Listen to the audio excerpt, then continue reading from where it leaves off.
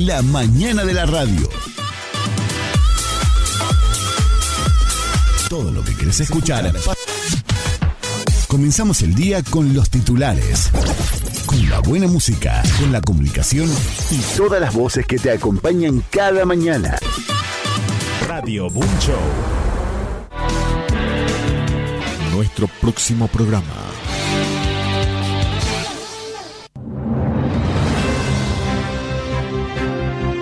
Conectamos con el mundo. Estas son las noticias. Panorama de noticias.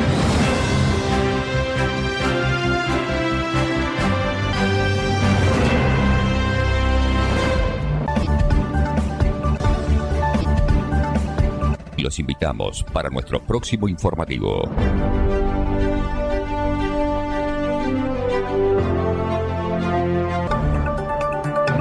Viernes 17 de julio, 11, y estos son nuestros titulares. Por sexta noche consecutiva, Estados Unidos e Irán intercambian fuego en una escalada que desbarata en gran medida la tregua del mes pasado. Los ataques estadounidenses alcanzan puentes y un aeropuerto, según informan medios estatales de Irán. Washington anuncia aranceles del 25% a algunas importaciones de Brasil, que amenaza con aplicar tasas recíprocas. Brasilia acusa a la Casa Blanca de presionar para que otorgue a empresas estadounidenses acceso exclusivo a sectores de su economía.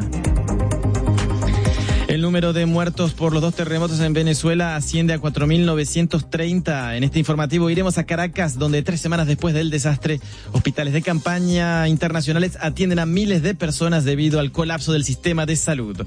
Estos son los titulares. Vamos al informativo. Lo escuchaban recién, Irán y Estados Unidos intensificaron sus ataques cruzados este jueves en una escalada que rompe la tregua acordada el mes pasado. Por primera vez desde que un memorando pausó los combates, Washington lanzó 2 grandes oleadas de ataques aéreos en un solo día, apuntando a objetivos militares de Irán. Los detalles con Leticia Fuentes. La guerra entre Irán y Estados Unidos parece estar lejos de acabar. Washington ha vuelto a bombardear a Teherán en las últimas horas y este respondió con represalias contra los países aliados en el Golfo. Por el momento, las instalaciones petroleras y de gas del Golfo se han librado del fuego iraní, pero Teherán mantiene sobre la mesa las amenazas de reducir a la nada las infraestructuras de Oriente Medio en caso de que Estados Unidos agreda las suyas, tras las recientes amenazas de Trump de bombardear los puentes y las centrales eléctricas. A pesar de los esfuerzos de Pakistán por mediar en el conflicto, en estos momentos no parece cercano el camino hacia la paz. Los enfrentamientos se reanudaron el 7 de julio tras unos ataques contra barcos en el Golfo atribuidos a Irán y desde entonces la guerra ha vuelto a ser el centro de las preocupaciones de la diplomacia. Irán busca que los barcos que utilicen el estrecho de Hormuz transiten cerca de sus costas y no oculta su intención de cobrar tasas de paso al terminar el periodo de negociación de 60 días. Conflicto también, pero en Ucrania, donde una reestructuración del gobierno provocó este jueves protestas masivas en todo el país. Miles de personas salieron a las calles tras la destitución del joven ministro de Defensa, un innovador clave en la tecnología de drones. Su salida se produce tras fuertes enfrentamientos con el estamento militar en plena guerra, como lo explica la investigadora del Real Instituto Elcano, Mira Milosevic Juaristi. Desde mi punto de vista, también refleja de que los oligarcas ucranianos están presionando a Zelensky para más poder. No es una buena noticia. Además, es muy conocida la rivalidad entre el actual jefe de Estado Mayor y el joven ministro de Defensa, y claramente aquí Zelensky ha decidido dar la victoria a Syrskyi, al jefe de Estado Mayor, y supuestamente había ofrecido a Fedorov, al ministro de Defensa, que sea su asesor personal, pero Fedorov lo ha rechazado y ha dicho públicamente lo que él ha hecho y ha nombrado 16 puntos de debilidades del Ministerio de Defensa que él ha intentado cambiar. Lo bueno aquí es que la sociedad ucraniana ha salido a la calle y eso es primera vez cuando se ha producido un cambio en el gobierno.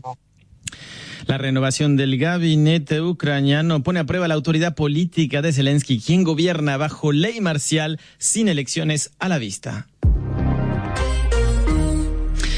La cifra de muertos por 2 terremotos en Venezuela aumentó ya a 4.930, según cifras oficiales.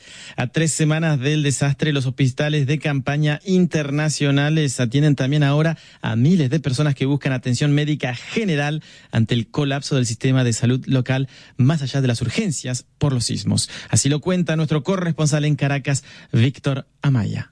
Las misiones médicas internacionales que viajaron a Venezuela para atender a víctimas del terremoto han terminado incorporando a pacientes que están aprovechando de hacerse chequeos médicos que el sistema público de salud del país no es capaz de atender. Al menos 12 naciones han instalado hospitales de campaña en la zona de desastres de La Guaira y en Caracas, como la de El Salvador, cuyo director Humberto Gaviria estima han atendido a 1.500 personas hasta ahora a ritmo de 300 por día. Esta consulta médica es una consulta médica general para toda la población de Playa Grande. Si es necesario, pues el paciente se ingresa y se maneja.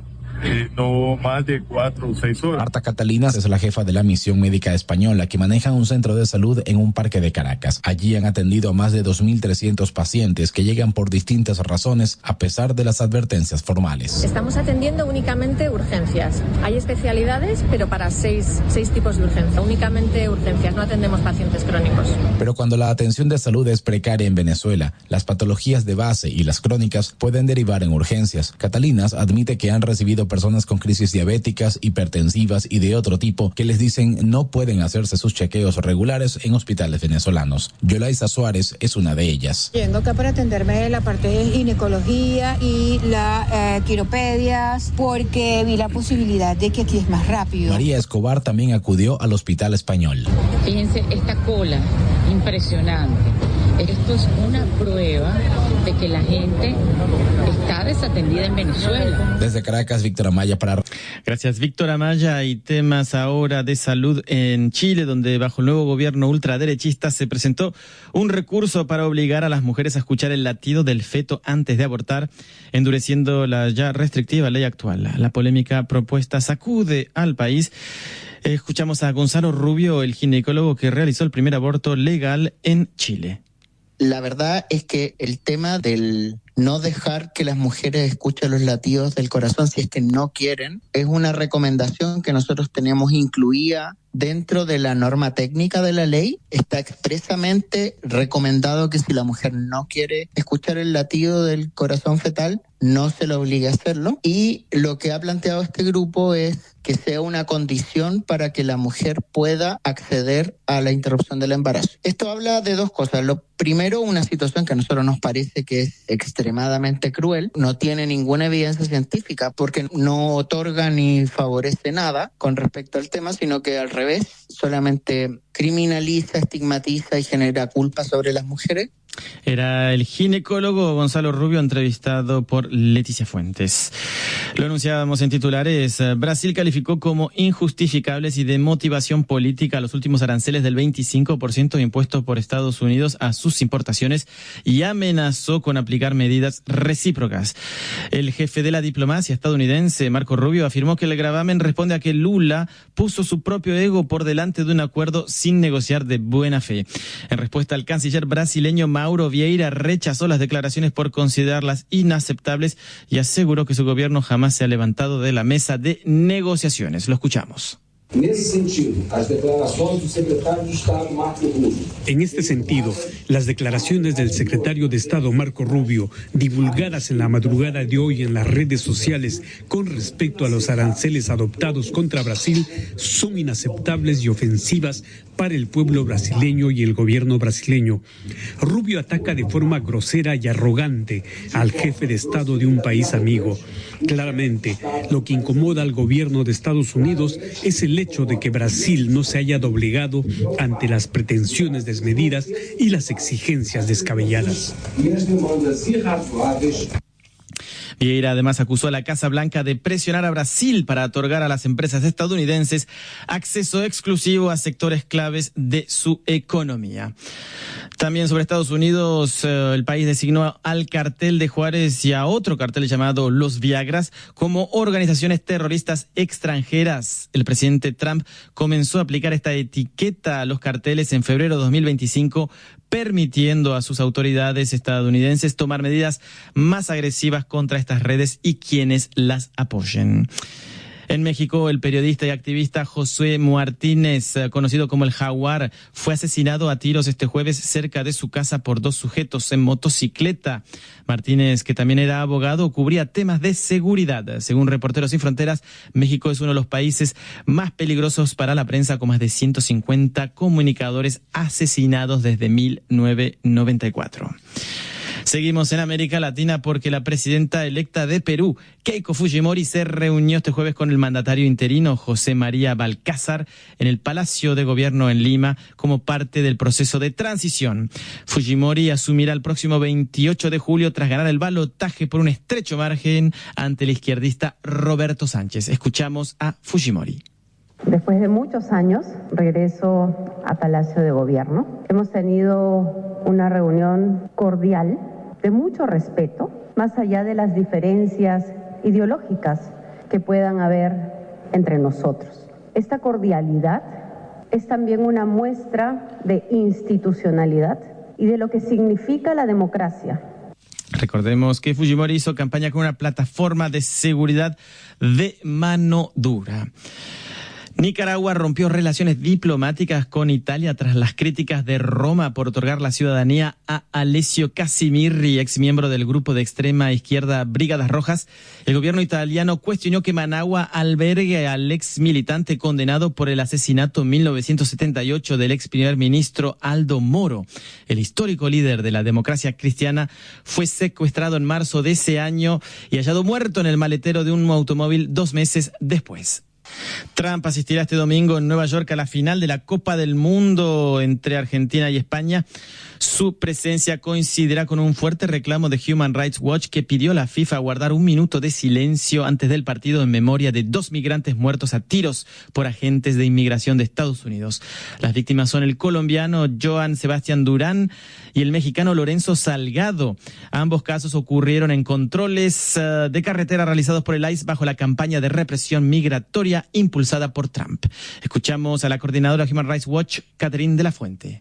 Lamentablemente, este mundial se desarrolló en un contexto marcado por políticas migratorias abusivas en Estados Unidos, y por varios meses hemos instado a la FIFA que utilice su influencia, su poder, sus conexiones con la administración Trump para asegurar que hay una tregua de ICE durante los eventos de este mundial, para que las comunidades de inmigrantes en Estados Unidos se sientan seguras para poder participar en los eventos, ir a los partidos. Nuestro análisis desde Human Rights Watch muestra que entre enero de 2025 y marzo de 2026, entonces desde que empezó esta administración de Trump, agentes de inmigración de ICE detuvieron a más de 167,000 personas en las 11 ciudades estadounidenses donde han habido los partidos. Entonces es un gran riesgo a las comunidades que no solo participan en estos eventos, que son aficionadas del fútbol, pero también que hacen estos eventos una realidad. Los trabajadores en los estadios, los trabajadores en los hoteles, en de transportación.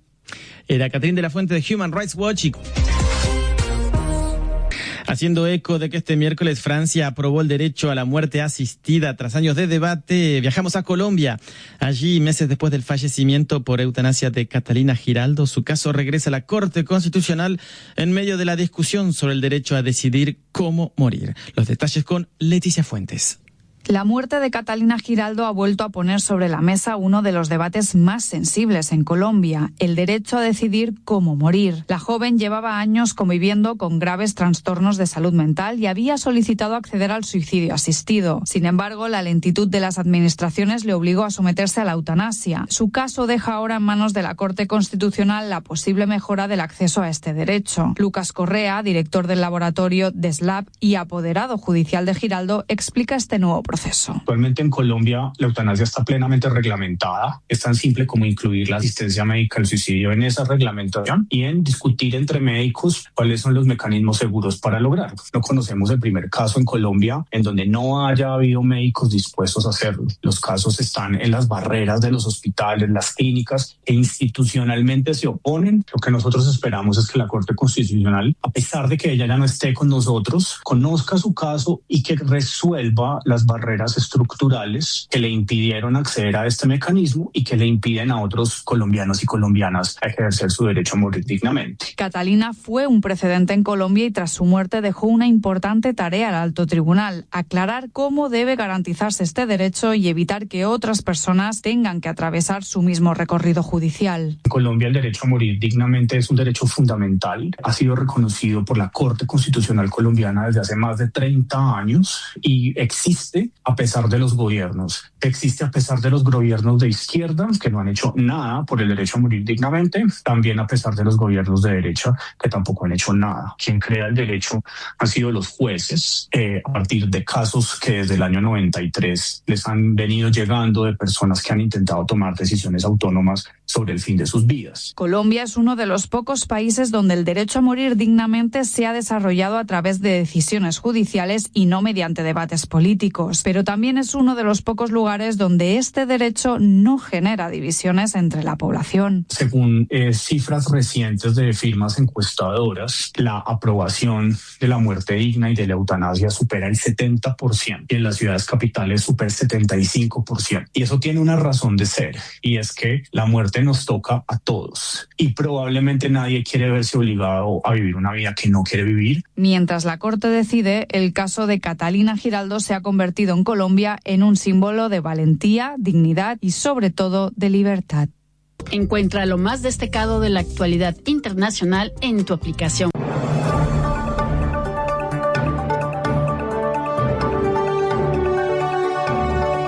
Llegamos al final.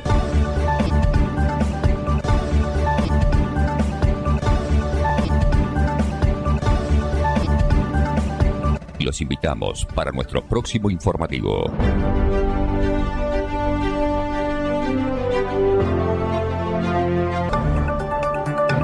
Viernes 17 de julio, 11, y estos son nuestros titulares.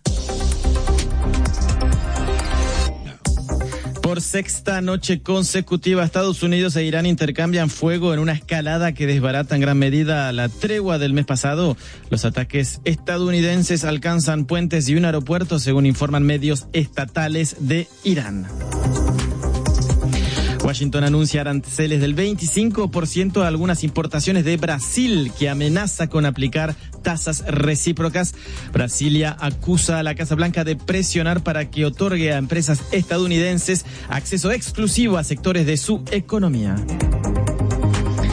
El número de muertos por los 2 terremotos en Venezuela asciende a 4.930. En este informativo iremos a Caracas, donde 3 semanas después del desastre, hospitales de campaña internacionales atienden a miles de personas debido al colapso del sistema de salud. Estos son los titulares. Vamos al informativo. Lo escuchaban recién, Irán y Estados Unidos intensificaron sus ataques cruzados este jueves en una escalada que rompe la tregua acordada el mes pasado. Por primera vez desde que un memorando pausó los combates, Washington lanzó 2 grandes oleadas de ataques aéreos en un solo día, apuntando a objetivos militares de Irán. Los detalles con Leticia Fuentes.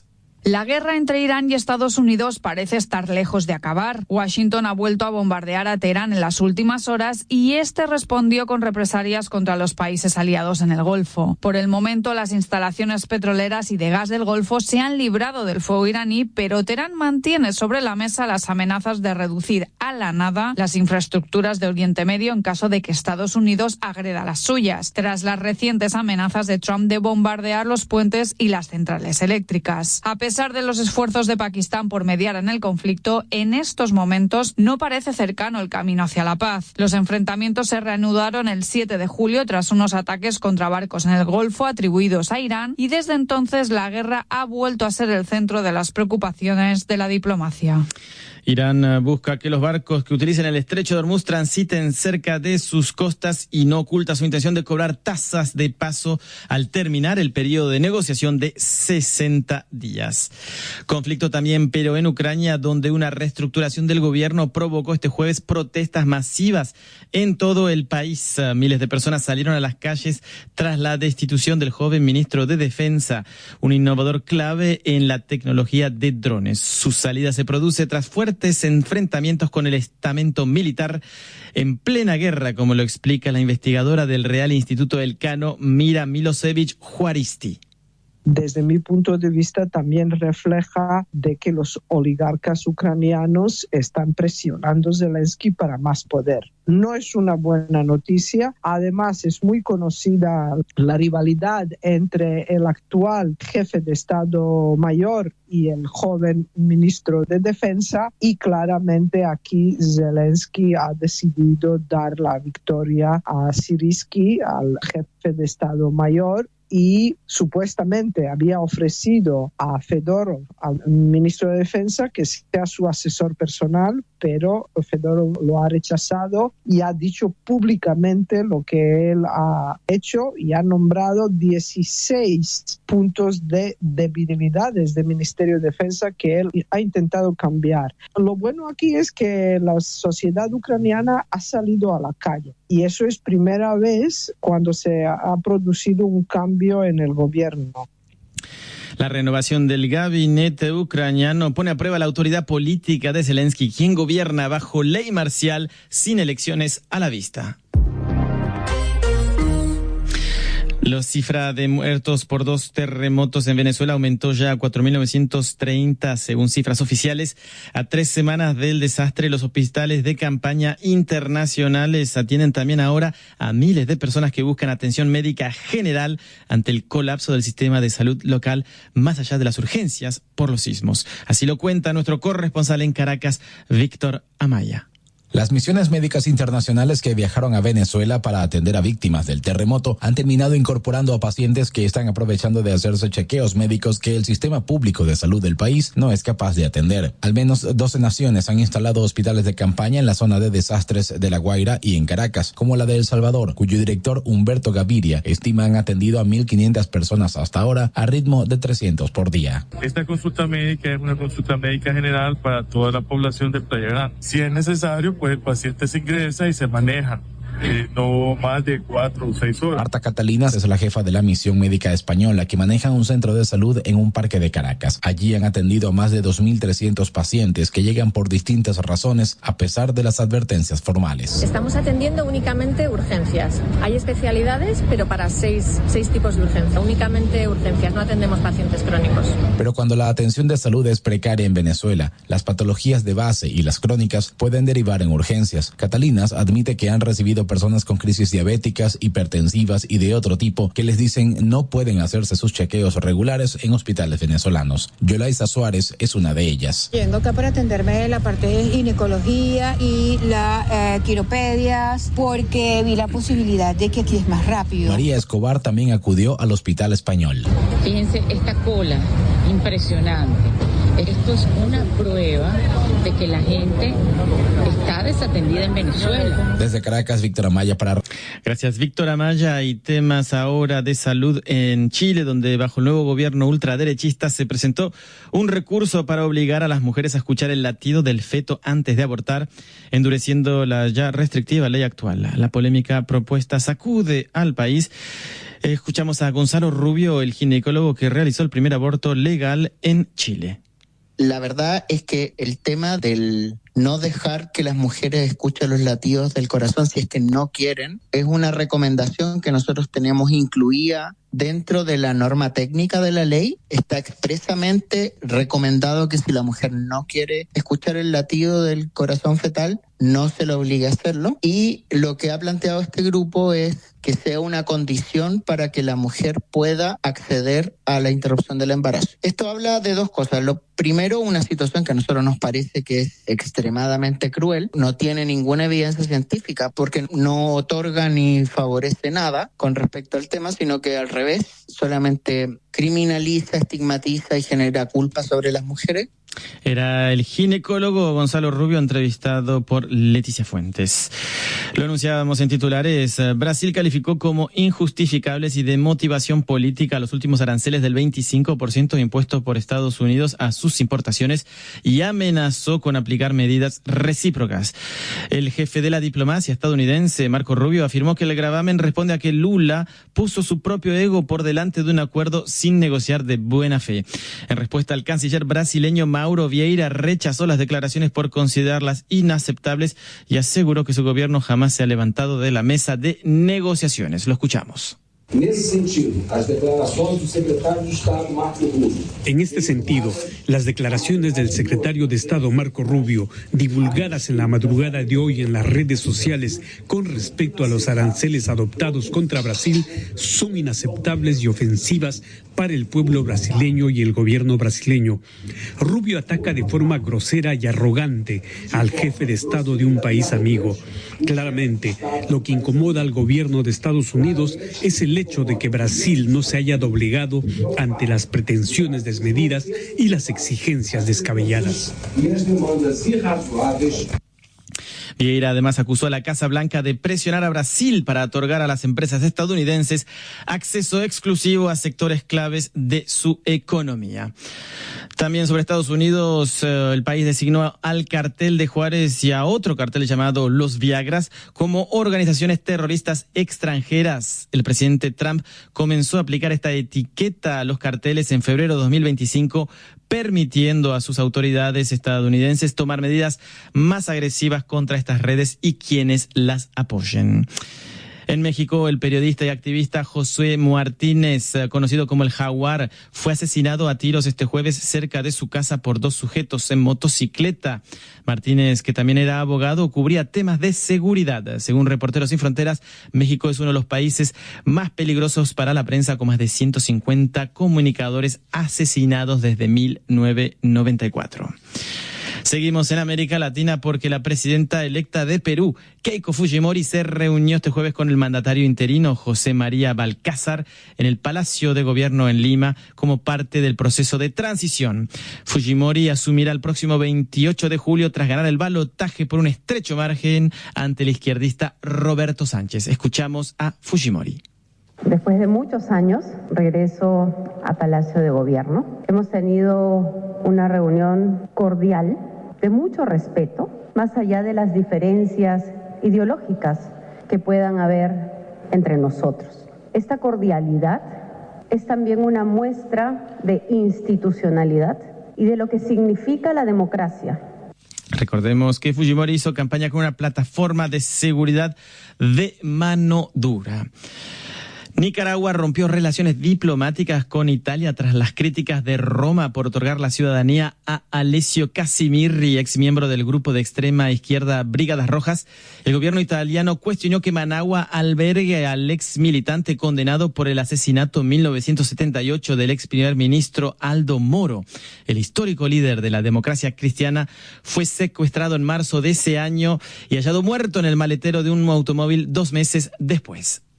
Trump asistirá este domingo en Nueva York a la final de la Copa del Mundo entre Argentina y España.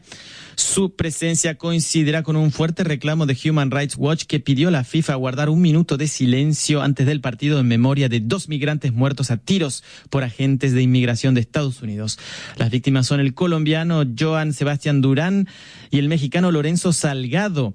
Ambos casos ocurrieron en controles de carretera realizados por el ICE bajo la campaña de represión migratoria impulsada por Trump. Escuchamos a la coordinadora Human Rights Watch, Catherine de la Fuente. Lamentablemente, este mundial se desarrolló en un contexto marcado por políticas migratorias abusivas en Estados Unidos. Y por varios meses hemos instado a la FIFA que utilice su influencia, su poder, sus conexiones con la administración Trump para asegurar que hay una tregua de ICE durante los eventos de este mundial para que las comunidades de inmigrantes en Estados Unidos se sientan seguras para poder participar en los eventos, ir a los partidos. Nuestro análisis desde Human Rights Watch muestra que entre enero de 2025 y marzo de 2026, entonces desde que empezó esta administración de Trump, agentes de inmigración de ICE detuvieron a más de 167,000 personas en las 11 ciudades estadounidenses donde han habido los partidos. Entonces es un gran riesgo a las comunidades que no solo participan en estos eventos, que son aficionadas del fútbol, pero también que hacen estos eventos una realidad. Los trabajadores en los estadios, los trabajadores en los hoteles, en la transportación. Era Catherine de la Fuente de Human Rights Watch. Haciendo eco de que este miércoles Francia aprobó el derecho a la muerte asistida tras años de debate, viajamos a Colombia. Allí, meses después del fallecimiento por eutanasia de Catalina Giraldo, su caso regresa a la Corte Constitucional en medio de la discusión sobre el derecho a decidir cómo morir. Los detalles con Leticia Fuentes. La muerte de Catalina Giraldo ha vuelto a poner sobre la mesa uno de los debates más sensibles en Colombia, el derecho a decidir cómo morir. La joven llevaba años conviviendo con graves trastornos de salud mental y había solicitado acceder al suicidio asistido. Sin embargo, la lentitud de las administraciones le obligó a someterse a la eutanasia. Su caso deja ahora en manos de la Corte Constitucional la posible mejora del acceso a este derecho. Lucas Correa, director del laboratorio DESLAB y apoderado judicial de Giraldo, explica este nuevo proceso. Actualmente en Colombia la eutanasia está plenamente reglamentada. Es tan simple como incluir la asistencia médica al suicidio en esa reglamentación y en discutir entre médicos cuáles son los mecanismos seguros para lograrlo. No conocemos el primer caso en Colombia en donde no haya habido médicos dispuestos a hacerlo. Los casos están en las barreras de los hospitales, las clínicas, que institucionalmente se oponen. Lo que nosotros esperamos es que la Corte Constitucional, a pesar de que ella ya no esté con nosotros, conozca su caso y que resuelva las barreras estructurales que le impidieron acceder a este mecanismo y que le impiden a otros colombianos y colombianas a ejercer su derecho a morir dignamente. Catalina fue un precedente en Colombia y tras su muerte dejó una importante tarea al alto tribunal: aclarar cómo debe garantizarse este derecho y evitar que otras personas tengan que atravesar su mismo recorrido judicial. En Colombia el derecho a morir dignamente es un derecho fundamental. Ha sido reconocido por la Corte Constitucional colombiana desde hace más de 30 años y existe a pesar de los gobiernos. Existe a pesar de los gobiernos de izquierda que no han hecho nada por el derecho a morir dignamente, también a pesar de los gobiernos de derecha que tampoco han hecho nada. Quien crea el derecho han sido los jueces a partir de casos que desde el año 93 les han venido llegando de personas que han intentado tomar decisiones autónomas sobre el fin de sus vidas. Colombia es uno de los pocos países donde el derecho a morir dignamente se ha desarrollado a través de decisiones judiciales y no mediante debates políticos, pero también es uno de los pocos lugares donde este derecho no genera divisiones entre la población. Según cifras recientes de firmas encuestadoras, la aprobación de la muerte digna y de la eutanasia supera el 70% y en las ciudades capitales supera el 75%. Y eso tiene una razón de ser, y es que la muerte nos toca a todos y probablemente nadie quiere verse obligado a vivir una vida que no quiere vivir. Mientras la Corte decide, el caso de Catalina Giraldo se ha convertido en Colombia en un símbolo de valentía, dignidad y sobre todo de libertad. Encuentra lo más destacado de la actualidad internacional en tu aplicación. Hasta aquí el resumen diario de noticias.